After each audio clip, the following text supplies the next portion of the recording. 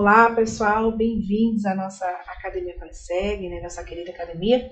Queria muito agradecer a presença de vocês nessa playlist. Estamos trabalhando com as estratégias de ESG nas organizações, falando um pouquinho de cada pilar desse, né, do quão importante é esse conceito, são esses conceitos dentro do mundo corporativo. E a gente chega falando hoje um pouquinho sobre governança, um tema que eu gosto muito.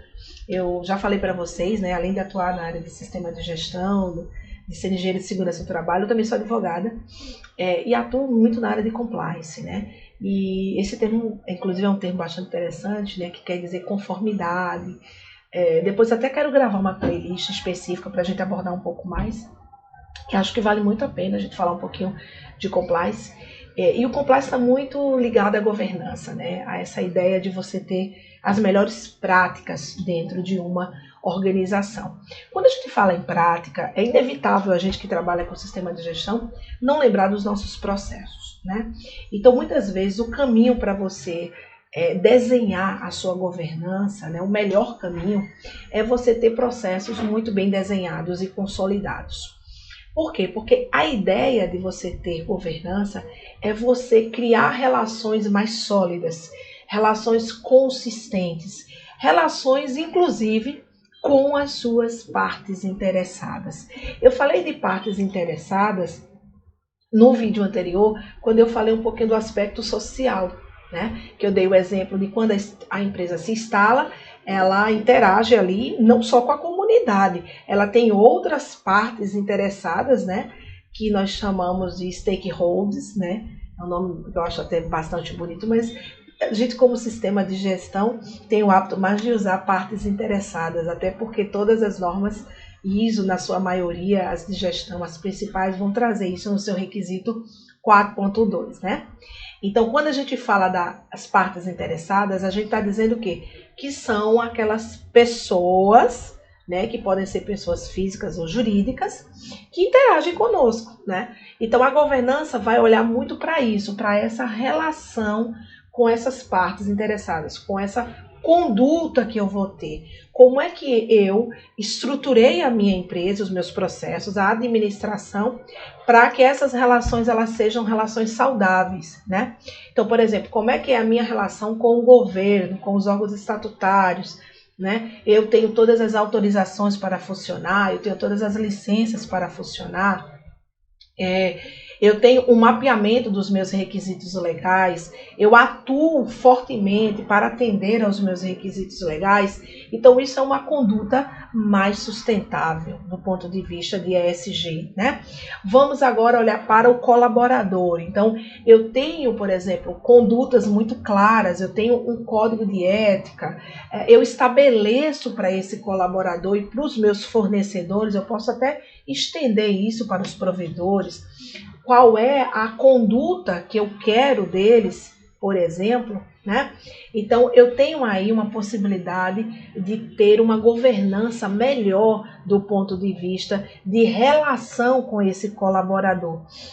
Existe uma retroalimentação, por exemplo, eu tenho um canal de denúncia, uma ouvidoria, onde o colaborador, se ele identificar alguma postura, né, que não seja uma postura ética, né, que não esteja, por exemplo, baseada numa conduta moral, ética, favorável, que ele pode efetivamente trazer essa informação. Então, percebam, a ideia da governança é você criar uma estrutura de administração clara, transparente, né? E com um canal de comunicação onde essas partes interessadas elas podem interagir com você. Um exemplo muito bom que ultimamente eu tenho trabalhado muito, né, que eu queria trazer para vocês, é essa relação com o provedor, com o fornecedor. Eu uso muito a palavra provedor também, gente, porque lá na ISO 9001, no 8.4, a gente chama de provedor externo, mas é o fornecedor, é o que eu vou prover externamente. Então, qual é a minha relação com este fornecedor? É uma relação com uma conduta ética, moral, transparente. Eu consigo ter com ele uma especificação técnica muito transparente do que eu preciso. Eu consigo ter uma rotina dentro do meu setor de compras, de suprimentos, que consegue sempre buscar uma oferta melhor, claro que respeitando a questão técnica para a empresa, com transparência, sem nenhum tipo de aproveitamento, sem nenhuma prática ilícita. Então, a governança vai estabelecer essas regras.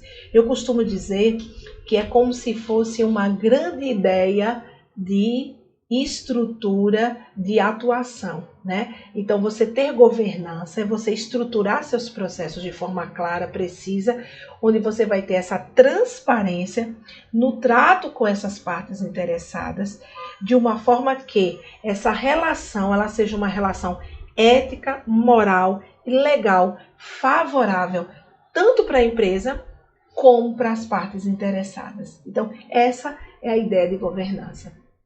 Bom, pessoal, a ideia desse vídeo era apenas a gente trazer essa ideia de governança, essa palavra tão forte, né? É um conceito muito amplo. A gente, inclusive, depois eu me proponho a fazer outros vídeos para a gente trazer até mais alguns exemplos, né?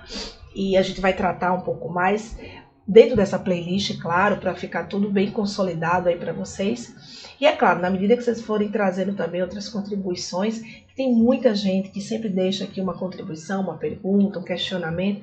Isso é muito legal. Ajuda a gente, inclusive aqui no canal, a buscar outros conhecimentos e trazer aqui para essa discussão bem saudável aqui na comunidade. Se você não é inscrito, se inscreve no canal. A gente tem vídeo toda semana. Super ajuda a gente a distribuir esse conteúdo. E se você tem gostado dos nossos vídeos, dá um like aqui, que ajuda a gente a performar melhor no YouTube. E quando a gente performa melhor, esse vídeo chega a mais pessoas. Então, a gente consegue compartilhar mais conhecimento, porque esse é o nosso objetivo aqui. Tá bom, pessoal? Mais uma vez, super obrigada, um forte abraço e bem-vindos à Academia Qualiseg.